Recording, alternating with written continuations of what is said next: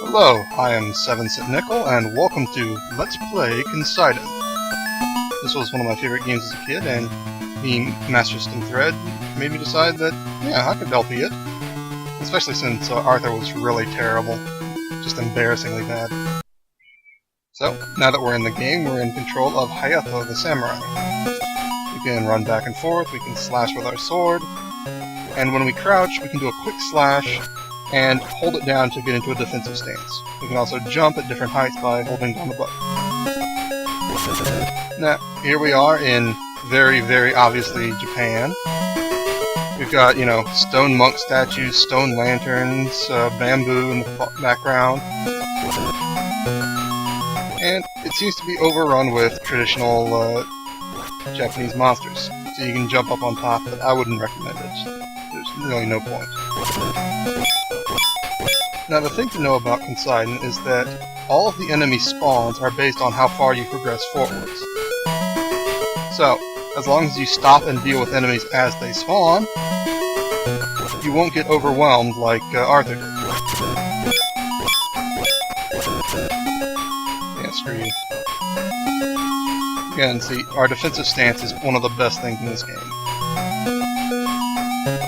And here we have a sickle and chain bandit who is a little bit more difficult than anyone else, but we easily dispatch him and move on to the map screen. Now, we just finished Higo, and normally we'd be able to choose our destination, but the only place connected to Higo is Chikuzen, so we'll have to walk there now to proceed.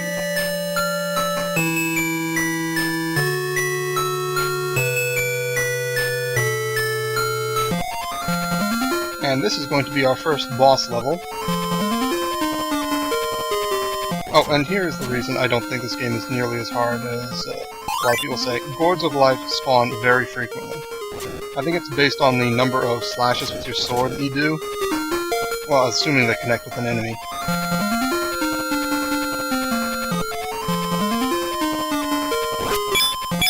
Again, we see the power defensive stance, but...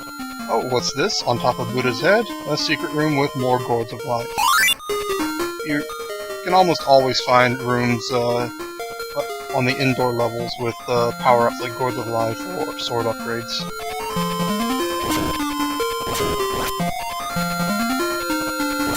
Here we can see, though, that the defensive stance is not completely invulnerable. I did take a sliver of health from that faceless demon. And sometimes enemies will just run off screen like that.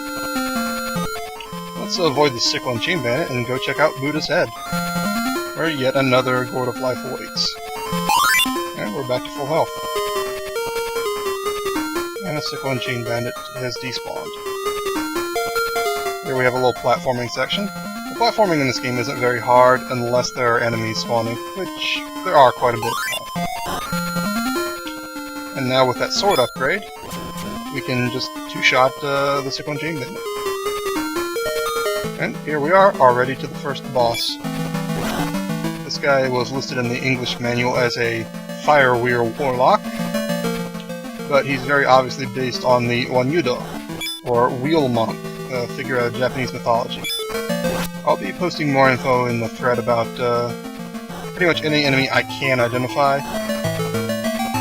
Some of these probably I can't, though. The ideal here is to hit him twice as he passes, but that's not always possible, or necessary, because he's really not that threatening.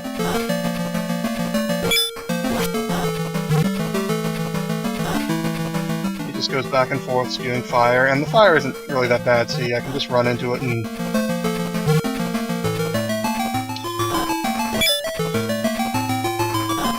and with that, we've earned our first secret scroll. This one is The Art of Jumping High.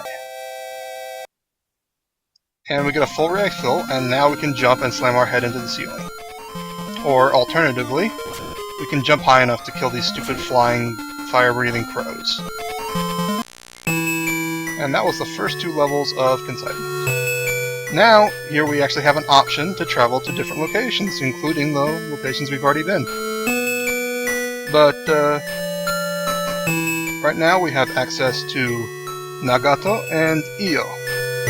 And we will be doing both of them next time on Let's Play Kenseiden.